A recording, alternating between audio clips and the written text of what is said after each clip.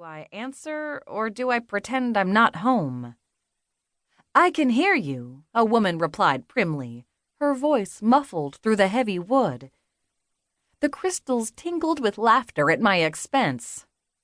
Me and my big mouth.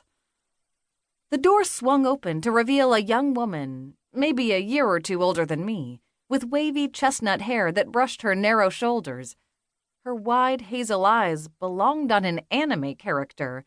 High cheekbones gave her face a familiar shape, as did her thin lips and the severe point of her tiny chin. Her smart black pantsuit smacked of taste and money. Old money, and the frugal application of jewelry made a statement. Something along the lines of, I might only be wearing one ring, but I could sell it and pay off your mortgage. The diamond perched on her left hand's ring finger might as well have been a grape. The glare nearly blinded me when she tucked her hair behind her ear. I had seen dimmer runway lights at airports. There was also the telltale hum of necromantic power haloing her. Now that I was paying attention, I sensed it through my bond with Wooly. Crocodile tears sparkled in her eyes as she launched herself at me. Oh, Grier! Wooly, who was not a fan of strangers bum-rushing her threshold, flung up a transparent barrier that sealed the doorway. The woman bounced off the compressed air before her outstretched fingertips brushed my arm, and she hit the porch on her butt with an unladylike grunt. With her hands cupping a button nose she may or may not have been born with, her voice came out stuffy. Oh, what was that? Who are you? I really hoped Wooly hadn't broken her nose, plastic or not. At this rate, she was going to get a reputation. Why did you try to attack me?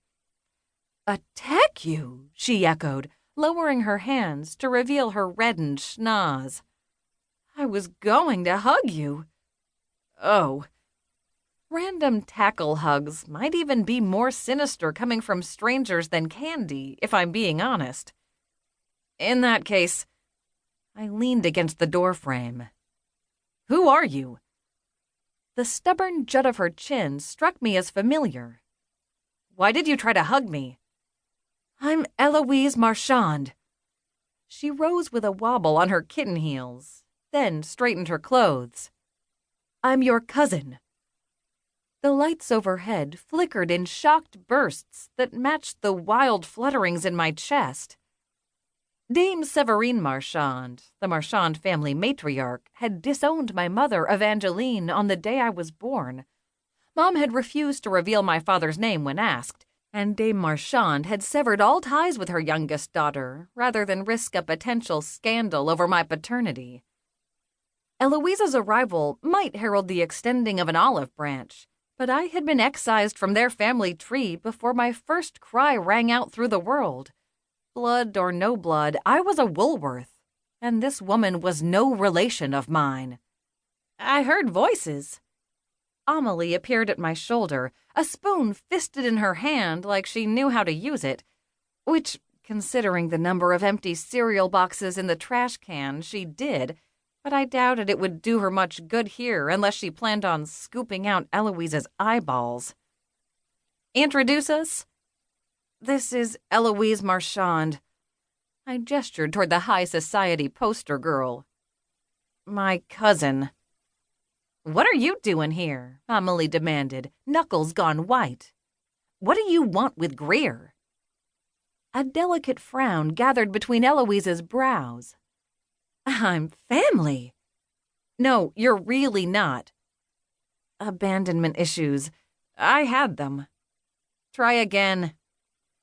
I was 3 years old when grandmother disowned Aunt Evangeline, she said, proving me right about our age gap. You can't hold me responsible for the decision she made for us all. Amelie flinched in my periphery, her wounds in that area much rawer than mine. I thought you were dead, Eloise continued. Our histories record you as stillborn. Interesting that I rated a mention at all when disownment was meant to cleanse Mom from their annals. Less interesting was learning the Marchands